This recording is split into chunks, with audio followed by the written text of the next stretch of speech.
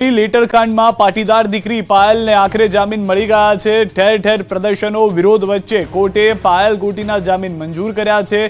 લેટરકાંડ કેસમાં પોલીસે યુવતીની ધરપકડ કરી સરઘસ કાઢ્યું હતું, જેને લઈ વિવાદ હતો અને એ વિવાદ ચરમસીમાએ પહોંચ્યો હતો।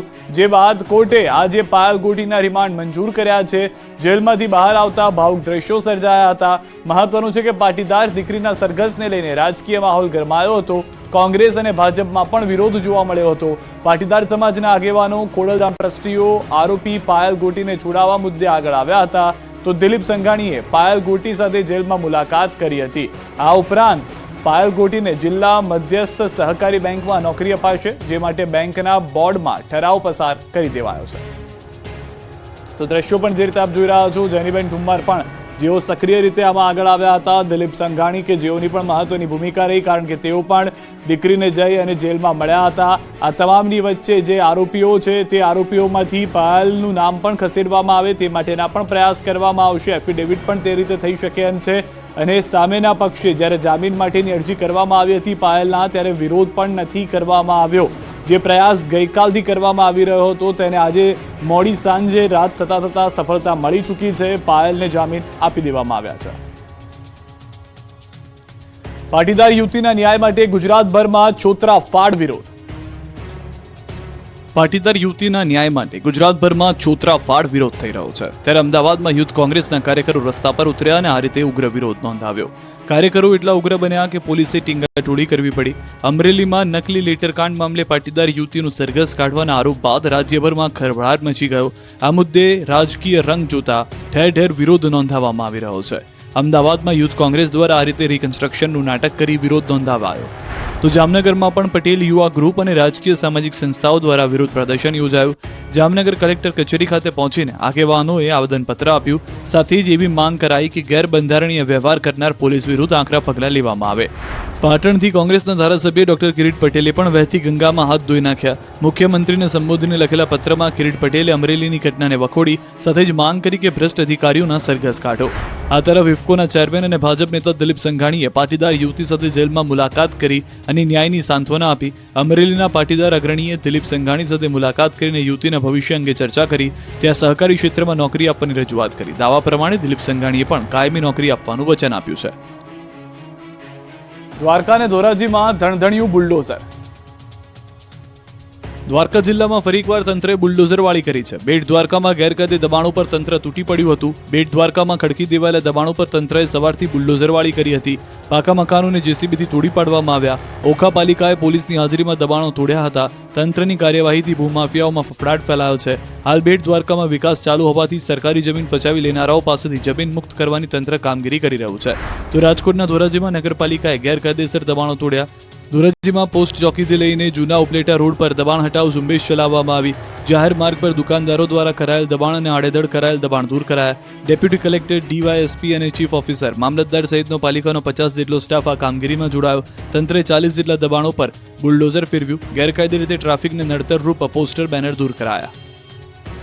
ગીર સોમનાથના તાલાલાના ઘુસિયા ગામની પૂર્વ ધારાસભ્ય પુંજા વંશે મુલાકાત લીધી। ઘુસિયા ગામમાં 6 મહિના અગાઉ ગેરકાયદેસર દબાણો તોડાયા હતા, જેથી તંત્રની ડિમોલિશનની કાર્યવાહીમાં કેટલાક પરિવારો ઘર વિહોણા બન્યા હતા। આવા પરિવાર હાલ ગામની શાળામાં રહેવા મજબૂર બન્યા છે, ત્યારે ઘર વિહોણા બનેલ પરિવારની મુલાકાત કોંગ્રેસના પૂર્વ ધારાસભ્ય પુંજા વંશે લીધી અને તેમણે આ પરિવારોના રહેવા માટે તંત્ર દ્વારા વૈકલ્પિક વ્યવસ્થા કરી આપવા માંગ કરી છે।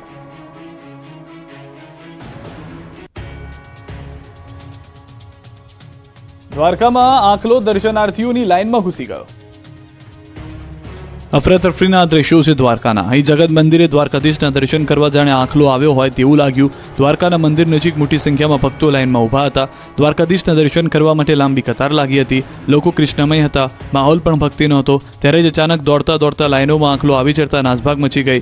નાનકડી શેરીમાં આખલા એન્ટ્રી મારી અનેક ભક્તોને શિંગડે ભરાવ્યા। ભક્તોમાં નાસભાગ મચી ગઈ, લોકો ડરી ગયા। રખડતા પશુઓ સામે કાર્યવાહી ન થતા યાત્રીઓમાં રોષ જોવા મળ્યો। આ તરફ મોરબીના હળવદના રણજીતગઢ નજીક વિચિત્ર અકસ્માતની ઘટના બની। દોડતી કાર સાથે અચાનક અથડાયા બાદ આંખલો સીધો કારમાં જ ઘૂસી ગયો। આંખલો કારમાં ઘૂસતા કારનો કચ્છરખાંડ નીકળી ગયો અને આંખલાનું પણ મોત થયું હતું। બનાવ અંગે હળવદ પોલીસે તપાસ શરૂ કરી છે। અમદાવાદમાં લૂંટ મામલે પોલીસે 200થી વધુ સીસીટીવી તપાસ્યા। અમદાવાદ શહેરના છેવાડે આવેલા સાઉથ બોપલમાં થોડા દિવસે જ્વેલર્સના શોરૂમમાં 4 લૂંટારુઓએ 73,10,000થી વધુ રૂપિયાના દાગીનાની લૂંટ કરીને નાસી જતા ચકચાર મચી ગઈ. લૂંટારુઓની કરતૂત સીસીટીવીમાં કેદ થઈ ગઈ, જ્યારે હવે તેમને ઝડપી પાડવા માટે પોલીસે એડી ચોટીનું જોર લગાવ્યું છે. અમદાવાદ જિલ્લા પોલીસે લૂંટારુઓને ઝડપી પાડવા માટે 200થી વધુ સીસીટીવી કેમેરા ચેક કર્યા છે અને હજુ તપાસ ચાલુ છે. સ્માર્ટ લૂંટારુઓએ મોઢા પર રૂમાલ અને હેલ્મેટ પહેર્યો હતો. લૂંટ કરવા માટે આવેલા લૂંટારુઓને ખબર હતી કે જ્વેલર્સના શોરૂમમાં સીસીટીવી કેમેરા હશે, જ્યારે જાહેર રોડ ઉપર પણ સીસીટીવી કેમેરા હશે. સીસીટીવી ફૂટેજમાં પોતાના મોઢા આવી ન જાય તે માટે લૂંટારુએ હેલ્મેટ અને રૂમાલનો સહારો લીધો હતો. લૂંટારુએ પોતાના મોઢા પર હેલ્મેટ પહેર્યું હતું અને મોઢા ઉપર રૂમાલ બાંધ્યો હતો. જોકે બીજા એક સીસીટીવીમાં લૂંટારુના ચહેરા બેનકાબ થયા છે. હેલ્મેટ ઉતારીને ફરતો લૂંટારુ કેમેરામાં કેદ થયો છે. પાટડીમાં ધોળા દિવસે 1 લાખની ચોરી. પાટડીમાં કારમાંથી 1 લાખથી વધુની રોકડ અને દાગીના ભરેલી બેગની ચોરી થતા ચકચાર મચી ગઈ. ધોળા દિવસે ચોરીનો બનાવ બનતા આસપાસના વિસ્તારમાં ખળભળાટ મચી ગયો. પાટડી તાલુકા પંચાયત પાસે એક પાર્ક કરેલી કારમાંથી તસ્કરોએ આ ચોરીની ઘટનાને અંજામ આપ્યો. આ સમગ્ર ઘટના સીસીટીવી કેમેરામાં કેદ થઈ.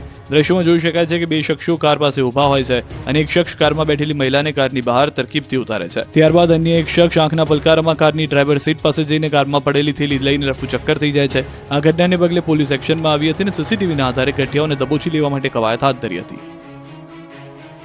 બનાસકાંઠામાં 1.25 કરોડનો વીમો પકાવવા કાર ચાલકે અમીરગઢના યુવાનની હત્યા કરી. વડગામ તાલુકાના ધનપુરા નજીક 5 દિવસ અગાઉ કાર સાથે સળગી ગયેલા અજાણ્યા શખ્સની ઘટનાનો ભેદ પોલીસે ઉકેલ્યો છે, જેમાં ઢેલાણાના શખ્સે લોનનું દેવું ભરપાઈ કરવા માટે અમીરગઢના યુવાનની હત્યા કરી હતી. પહેલા અમીરગઢના યુવાનનું અપહરણ કર્યું હતું, જેને કારમાં મૂકી તેની હત્યા કરી. બાદમાં કાર સળગાવી દીધી. પછી પોતાના જ મોતનું તરકટ રચી રૂપિયા 1.26 કરોડનો વીમો પાસ કરાવવા ઘટનાને અંજામ આપ્યો હતો. પોલીસે તપાસમાં ખુલાસો થયો છે કે હત્યારો હત્યા પહેલા ઢેલાણાના સ્મશાનમાંથી રમેશ સોલંકી નામના વ્યક્તિ અને એક મહિલાનું હાડપિંજર બહાર નીકળ્યું હતું, પરંતુ પોસ્ટમોર્ટમમાં લાશ સળગાવી હોવાની ખબર પડી જશે તે શંકાએ અમીરગઢના એક વ્યક્તિનું અપહરણ કરીને તેને સળગાવી દીધો હતો.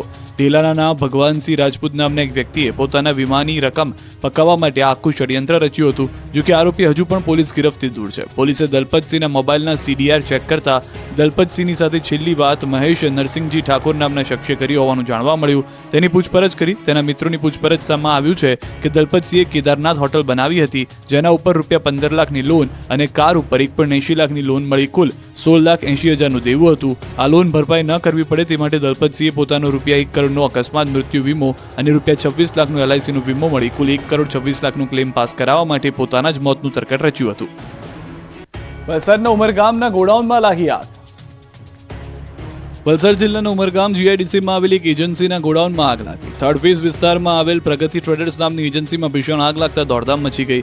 એજન્સી જીવન જરૂરી વસ્તુઓનું ટ્રેડિંગ કરે છે, આથી ગોડાઉનમાં મોટા પ્રમાણમાં સામાન અને અન્ય વસ્તુઓનો સંગ્રહ કરેલો હોવાથી આગે મોટું સ્વરૂપ ધારણ કર્યું. બનાવની જાણ થતાં જ પ્રથમ ઉમરગામના ફાયર ફાઇટરની ટીમ સ્થળ પર પહોંચી હતી અને આગ પર કાબુ મેળવવા પ્રયાસ કર્યા હતા. જોકે આગનું સ્વરૂપ જોતા વધુ ફાયર ફાઇટરની મદદ લેવામાં આવી હતી અને 5થી વધુ ફાયર બ્રિગેડની ટીમોએ આગ પર કાબુ મેળવવા ભારે જહેમત ઉઠાવી હતી. આ ઘટનામાં કોઈ ઈજા કે જાન